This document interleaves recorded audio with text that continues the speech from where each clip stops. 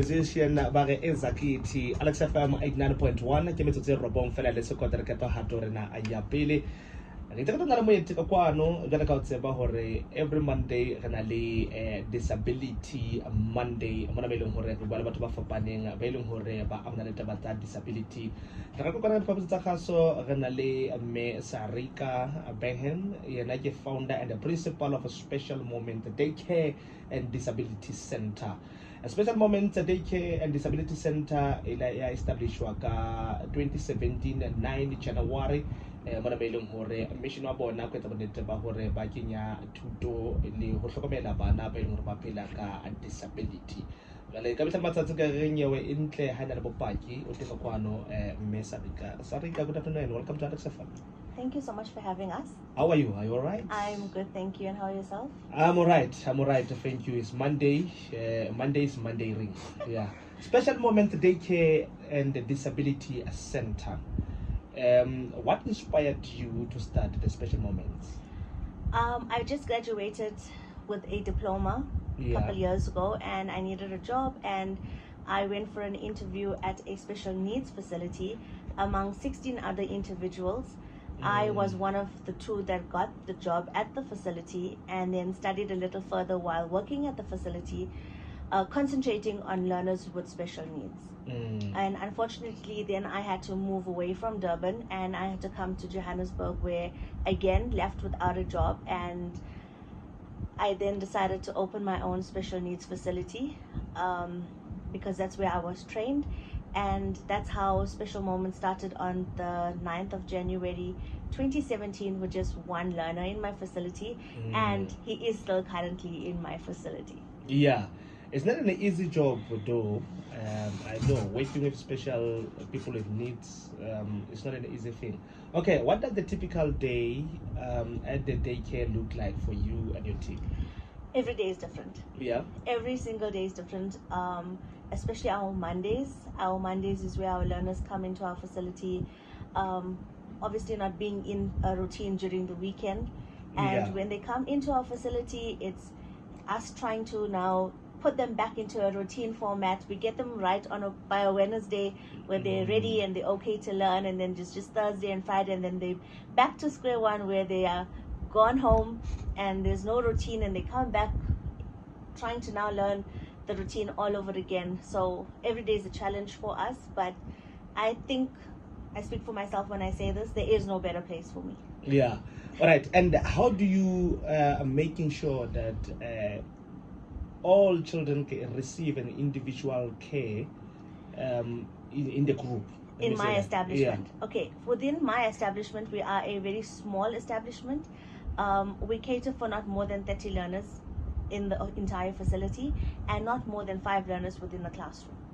So that's how we establish the individual attention amongst all of our learners, and we apply that individual attention to every learner that we have within our facility, and that actually assists the learner in having a better outcome, a better development process. Because now when you do when you assist a learner individually, the learner is now able to comprehend with you one-on-one, because when it comes to a learner with special needs, it's very important individual attention as well as a routine. So also getting our learners into a routine assists the individual attention that we offer to our learners, because when a learner comes to our facility, they are not routined. They don't have any routine. They don't know what comes after a certain time.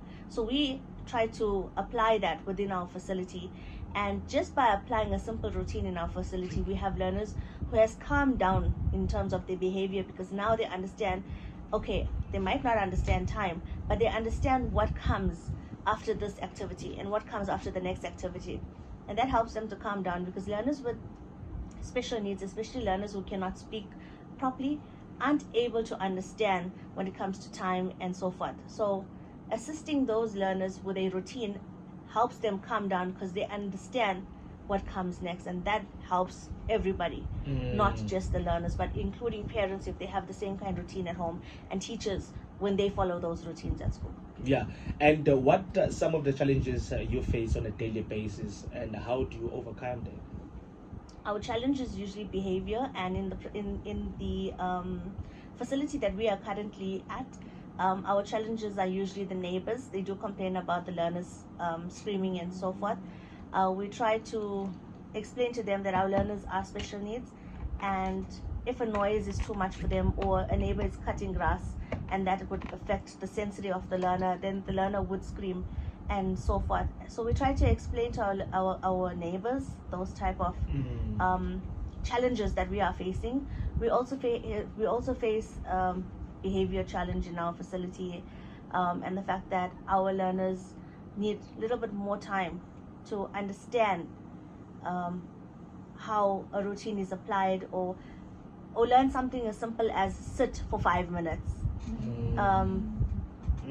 But I would like my partner maybe to assist you with a little bit more of inside the classroom and daily challenges.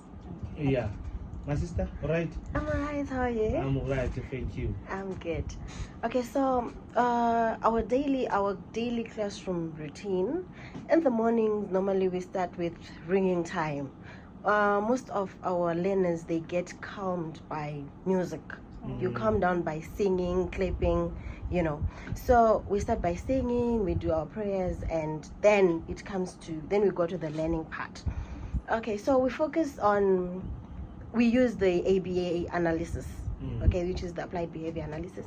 And then we also focus on the child's fine motor skills, because, you know, with our children with special needs, they are different. Their growth is different from the other children. So some of them, their fine motor skills are still behind. You need to develop those. We need to develop their sensory skills. We need to develop their receptive skills. And there's also gross motor skills, because some of our learners, they are not mobile, because they use walking aids, they use wheelchairs. Some of them cannot move from one place to another. So we try to help them to help them develop that skill to be able to move. Okay, the child can see a swing, but then the child cannot walk to the swing. But then the child has to learn that, okay, if I crawl, I can get to the swing and play like other kids are doing. So yeah, that's what we normally focus on. And then obviously we focus on the academic and imitation skills as well. And then within the children, how's their social life? Can they make friends among themselves? Like, how do they behave among themselves, especially in terms of relationship? Are they able to form those type of relationships? Okay. This is something that we also have to teach them routine wise, like what the principal said. Most of them, their social skills are not there, because especially those with autism, okay, so they tend to want to be on their own. They're in a shell. They don't want to be out there. They don't want to share. So we are teaching them, okay, these are toys. They're not for you alone. You're supposed to share. Let's greet, because some of them, they don't know how to greet. Yes. So in the routine, we are teaching them all those things as well. They know when you get inside a place where there are people, you greet, you smile, you hug. That's what we are teaching them. Yeah. Principal, can you share a memorable success story of a child that was transformed by your center? Yes, definitely. Yeah. So when I started on the 9th of January 2017, my facility was just having one little boy. He started with me at the age of 3, turning 4. His name is Indomiso. And he's currently with me at this moment. And when he first came to my facility, he would jump on the tables, on the chairs, and he would not sit, not concentrate. He couldn't sit for even 5 minutes. And it's the same little boy that I have in my facility. He's now working on grade 3 work. He's an autistic learner. He's now doing grade 3 work. He's a non-verbal learner. He cannot read, but he can identify words in a reading book. He is absolutely amazing when it comes to maths. He finishes his maths and all of the right answers. He uses counters to complete an addition and a subtraction. We haven't yet started him on multiplication, but this is a learner with autism, that has established in my facility since since 3 turning 4. And he is now become such a young, vibrant learner in our facility, and he is the first that comes to mind because I've literally started with him personally myself in 2017, and he was everywhere. He was everywhere, and he wouldn't concentrate, and he would scream because obviously he didn't understand how to express himself, because he's a child that is non-verbal, and till today he's still a child that is non-verbal, but he has learned to adapt. And I do not use sign language with him because he doesn't prefer sign language. He listens, he understands, and then he just follows the instructions that you give. And when he needs to communicate with you, he will communicate by pointing to whatever he needs, or pointing to whatever he feels he wants to. Like, he loves washing dishes. He just loves being neat. He loves washing dishes and things like that. So he would help us after the little kiddies are done with their breakfast. He will take it to the zinc, and we will obviously ensure that he just leaves it there and not wash it. But he's grown into such a young, beautiful, vibrant learner, from being a child who came in with no routine, with no direction, and with no understanding of anything along his path. Yeah. Talking about that, what role do the parents or caregivers play in making sure that they are supporting the center? Before you answer that, let's quickly go to the ads. Alex FM 89.1. In all the avenues in Alex and beyond, the frequency is 89.1 Alex FM. Join us on Kreste Inhlamulo, Corner of Wisdom, with Minister Dr. Elijah Maswangani, here on Alex FM, every Thursday at 8:50 p.m. Repeat, Sunday at 8:50 a.m. For more information about Dr. Elijah Maswangani's bestseller books, events, and other resources, please visit www.elijahmaswangani.org. or follow Dr. Elijah Maswangani on Facebook and Instagram. Lekotta Funeral Services is here to support you during the time of need and provide a dignified funeral for your loved ones. Only 150 Rand once-off joining fee and a 200 Rand monthly subscription. We cover ages between 0 to 75 years, societies and staff programs, free transportation of 100 kilometers, and our waiting period is 6 months. We are located at 113 2nd Street, Weinberg, next to Cecil Garage. For more information, contact 011-440-0029, or you can call the number 083-639-9029. Lekotta Funeral Services. We walk the course with you.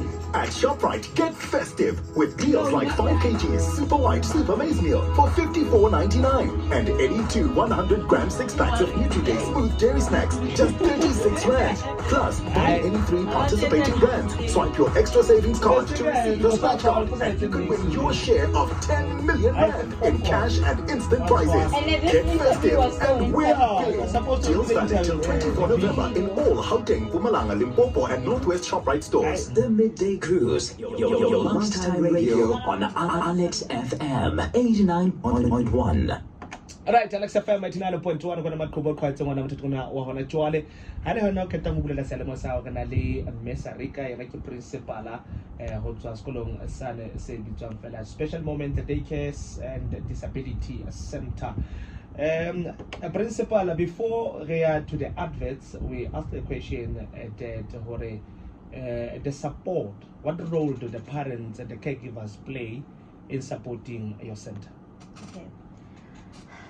In supporting the learners Yes. in my center. Yeah. Alright, not a problem. For the development of... Okay, so when a learner comes to any facility, but Special Moments in particular, it's important that the parents are on the same page as the teachers. They understand where the teachers are coming from. They know how to assist the teachers when the teachers say, okay, we are letting you go on a Friday and we expect you to just follow the simple routine. So when the learners come to us on a Monday, they have already followed a routine at home, so the routine at school wouldn't be difficult.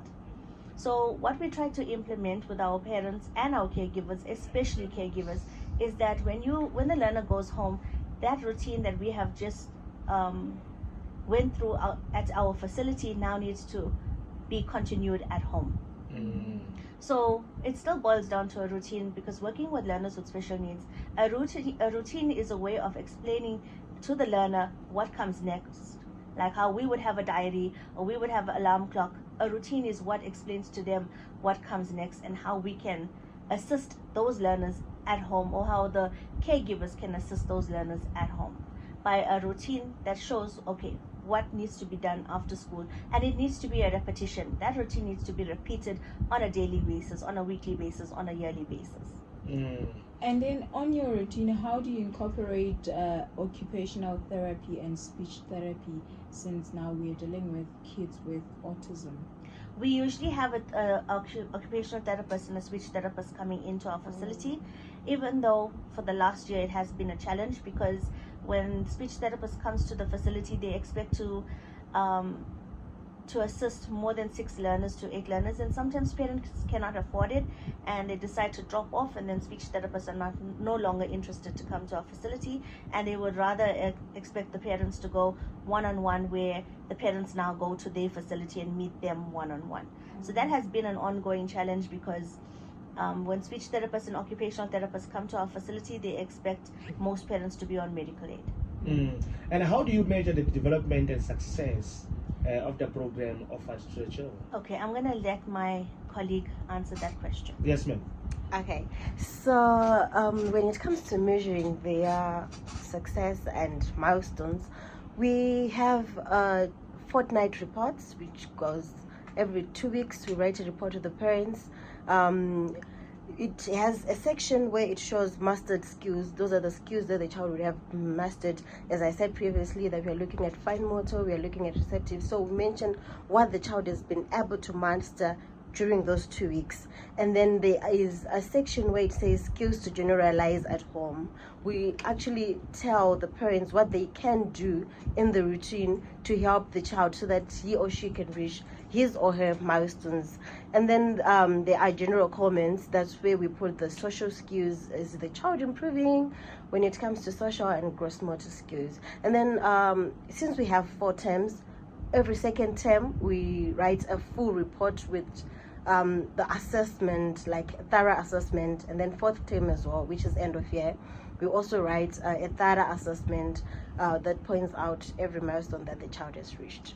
And then, like, what would you say to parents? Because most of the time where I see, I would like to assume that most parents take their kids who have special needs to school maybe at the later stage when they're 12, 15, because they are scared to expose them to different environments or to the world. Okay, I like to answer that. In a case like that, it becomes difficult on the learner, because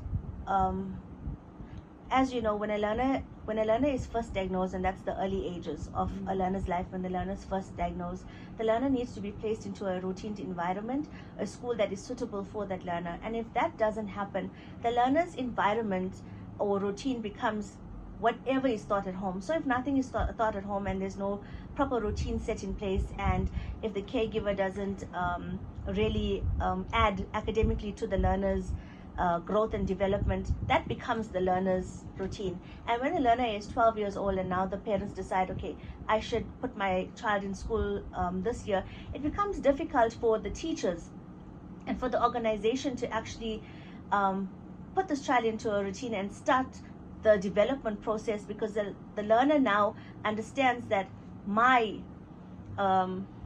routine is what I've always been doing for these years. And then the learner becomes frustrated and aggressive. At the age of 12, learners, especially special needs learners, become agitated and aggressive because they've never had this routine, and now something new is being implemented. And on top of everything else, learners with special needs do not like change. So if you implement change later stage in the learner's life, it's going to be a disaster, both for the parent and the learner, which is not fair at all on the child. Yeah. And how can the community and the organization contribute to the mission of your daycare center? You want to answer that? Okay. I believe that most people do not accept, or there's not enough education when it comes to special needs. they tend to stigmatize. And then and then sometimes when you are working with a child with special needs, it's a matter of shame instead of embracing us, instead of embracing the children with special needs. So what we need is one, acceptance, embrace the children with special needs, and then assist if you may, give us the wings to fly, because there is more that can be achieved with children with special needs. Yeah. Yes. And then you guys as teachers and principal who deal with children with special needs on a daily basis, I can understand that is like emotionally draining. Like, how do you cope? Okay. How do you cope, guys? Okay, so I'll answer as a special needs teacher. Yeah. For me, I told myself that I'm doing this. So it's more like I get into an element, right? And then I put myself in the same space as those children, right? And then I told myself that I'm the bigger person here. So I need to exercise patience, because the person that I'm dealing with doesn't know what's right or bad. And I have to, instead of me being agitated, aggressive, and angry at the child, I have to show the child what is needed or what is expected of them. And me and myself as the principal, I always try to make the environment friendly and exciting for my teachers. I try to give them as much space as possible to grow on their own. I do not micromanage them. I allow them to express themselves and come to me with ideas, telling me what they feel is best for the learners, evaluate that and work together. I also try to take them out, just to get away from reality, especially on school holidays, where I would arrange a spa treatment for all our teachers and make it a little exciting for them, also a little relaxing for them, because it's difficult. We are not dealing with one or two learners with special needs. We're dealing with the whole center with special needs. So it is emotionally and physically draining, but we also try to always try to have a smile on our face no matter what the outcome is. All right, because of time, thank you very much for your time, Principal. If there's anything that you want to share with us, maybe information, how to register a child, there's anything you want to share with us? Definitely. Okay. All right. We have a Facebook page, Special Moments Daycare. You can contact us through that. You can send us an email at info@specialmomentsdisabilities. Sorry. Our email is info@specialmomentsdaycare.co.za. And then we also have a WhatsApp number. Our WhatsApp number is 084-773-2425. Alternatively, on your keypad, you can dial 084 and the word special, and that dials our facility. We are also on WhatsApp, and we are located in Kempton Park. That's Terania Kempton Park. And we are ready to learn. We are ready to help any learners that is in need of a facility that is going to teach them how to learn. Okay, guys, thank you very much for your time and good luck for the future. And thank you so much for having us. We appreciate it. A Special Moments Daycare and Disability Center ele hore ka mane ka Kempton Park. A re fana tshwatsa ditaba tsa hore ane ya bobedi teka kwano yena bo kami ngi ihora lokuqala sanibonani ukuthi